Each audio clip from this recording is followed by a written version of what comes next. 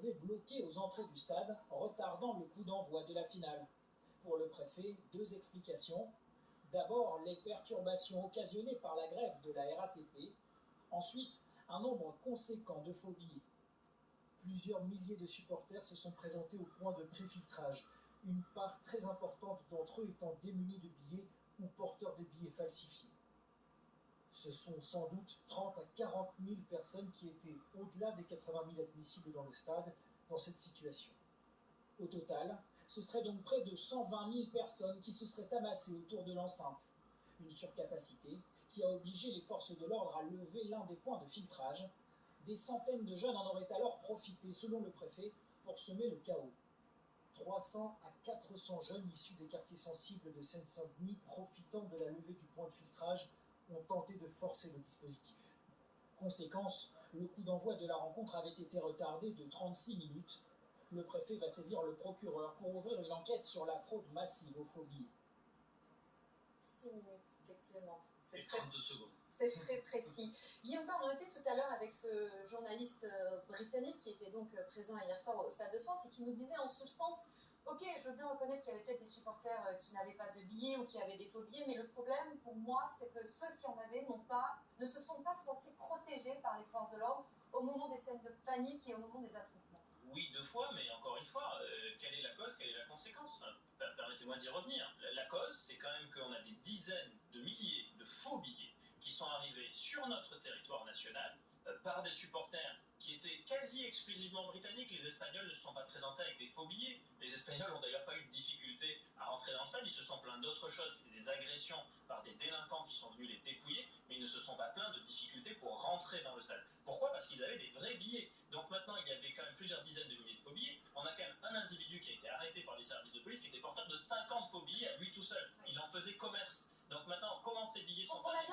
Ça arrive à chaque fois, à chaque On a bien compris que côté force de l'ordre, il y avait la principale explication, ce sont ces détenteurs de phobie ou ceux qui n'en avaient pas. Mais on est quand même en droit de se poser la question qui consiste à se demander si les forces de l'ordre, lorsqu'elles sont intervenues, ont bien géré la situation, même si elles ne sont pas responsables de ce qui s'est passé à l'origine. Ensuite, sur les gaz lacrymogènes sur les enfants, sur les supporters qui avaient des billets. Sur les conséquences, il y a un choix tactique du préfet de police de Paris qui a un moment donné de faire intervenir les compagnies d'intervention que l'on a vues à l'image parce qu'il fallait disperser les personnes qui n'avaient rien à faire là sur le parvis du Stade de France pour permettre aussi à d'autres de pouvoir rentrer, même si il y a eu cette frustration de beaucoup qui avaient des vrais billets qui n'ont pas pu rentrer, et même des personnes avec des vrais billets qui sont rentrées et qui ont trouvé des personnes avec des faux billets installés à leur place. Et enfin, il y a aussi un dernier problème qui est le problème de la venue de délinquants qui étaient effectivement présents. Le préfet de police de Paris ne le nie pas dans sa note, il parle de 300 à 400 individus et qui eux ont agressé,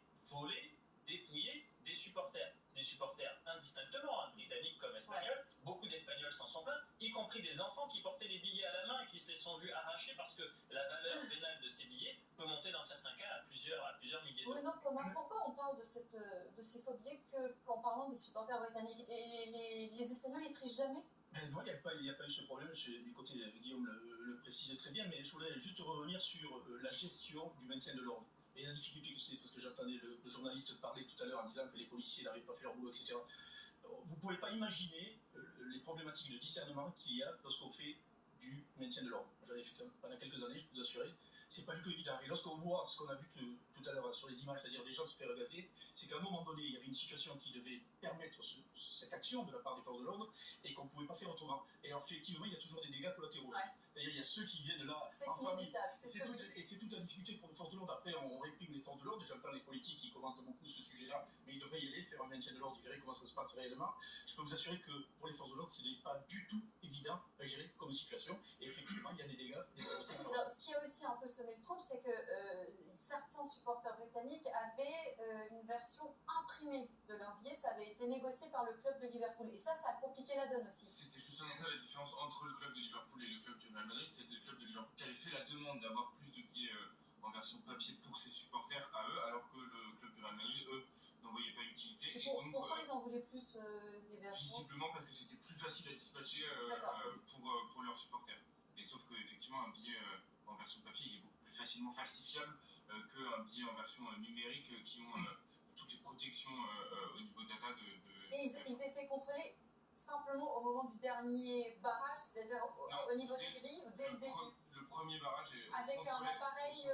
Oui, effectivement, il y avait déjà un appareil qui était les agents de l'UEFA avec le policier à côté, contrôlait et donc ça pipait effectivement sur les 2 barrages filtrants que moi j'ai passés en tout. Parce qu'on a aussi parlé d'appareils défectueux, de tourniquets qui ne fonctionnaient pas. Au niveau des portiques, effectivement, il y a eu des tourniquets qui ne marchaient pas, il y a eu des scanners qui ne fonctionnaient pas, des scanners portatifs que décrit Nelson, beaucoup de stadiers n'en étaient pas pourvus, effectivement, donc c'était pas possible d'avoir ce type de contrôle en amont. Ils n'en ont pas tous. Exactement, et encore une fois, qui est responsable de discriminer un vrai billet d'un faux billet? Et donc c'est le problème qui effectivement se pose. Après, la presse britannique a beau jeu de critiquer l'organisation française, mais il faudrait aussi regarder comment s'est passée la finale de l'Euro 2021 à Wembley, où vous avez des supporters munis de faux billets qui sont rentrés dans l'enceinte et qui se sont même affrontés, ça a tourné au pugilat, avec des centaines de blessés, avec des supporters qui eux étaient dotés de vrais billets. Donc en la matière, je pense que les Anglais peuvent se garder de donner quelques leçons aux Français. C'est vrai qu'ils ne faut pas louper aujourd'hui, hein, la presse britannique. Je crois que c'est la presse britannique qui a trouvé ce jeu de mots, le stade de la farce. Stade de farce. Oui. Ça va rester, ça, vous pensez? Oui, ça va rester, mais c'est le fun, hein, c'est un des pires.